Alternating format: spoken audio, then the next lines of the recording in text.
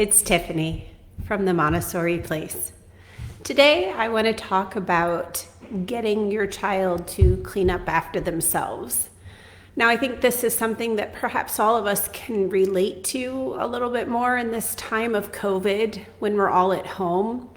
I know that with all of us being home and school being done at home, there's a lot more messes.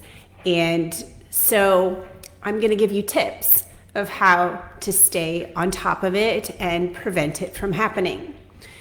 So if you have a younger child, a 3 to 6 year old, they are in that sensitive period, or 0 to 6 years old. They're in that first plane of development, according to Maria Montessori, that is sensitive to where things are and putting things in an exact place. And so it's a little bit easier for your youngsters. The first thing you want to do is you have to model. So if you have little piles and you have stuff everywhere, then they're going to mirror that and do that as well. But getting your child organized, when your child is taking out something to work with, having it in a contained spot where they know where it comes from, off the shelf or out of the pantry, so that they can then put it away. So it's important that they gather the materials themselves.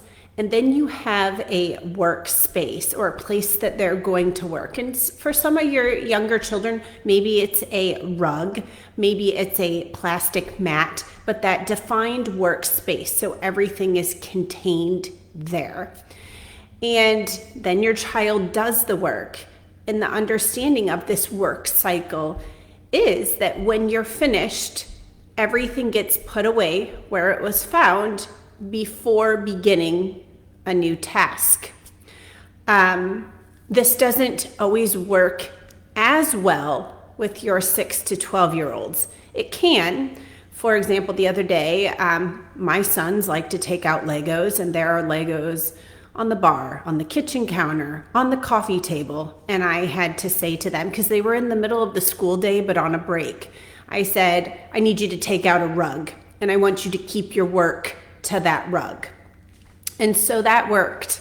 But also with 6 to 12-year-olds, they're no longer externally organized. Instead, they are starting to internalize a lot. They're starting to think abstractly, and they have so much going on in their head that they're organizing that outwardly they're going to seem very messy and chaotic. And at times, they will have a system of organization. It just won't be clear to you and I. My daughter we call it seagull droppings in our house, but she likes to leave little piles of things around. Now it's things that she quickly needs, her book, her notebooks, her computer for school, but getting her to not leave them everywhere. So what have we done? What can you do? I have a designated cubby space in our mudroom, but also we have underneath our kitchen counter, our kitchen table, a little nook area, and designated spots where when our children have those things out that they quickly need to get, that's their drop zone. I don't care if it's messy inside, but that's where their stuff goes. It's the same for their room. Their rooms are going to be messier than you or I would be, but I have this expectation that on the desk are school things. Clothing goes in the drawers or in the hamper or in the closet.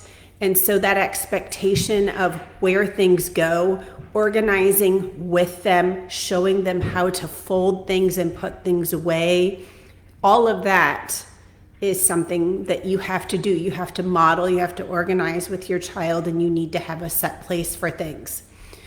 Still, if your child's having a hard time staying organized, it might be time to purge some things. And we do that as well in the summer, or as we're getting ready for the holidays, knowing that gifts are coming.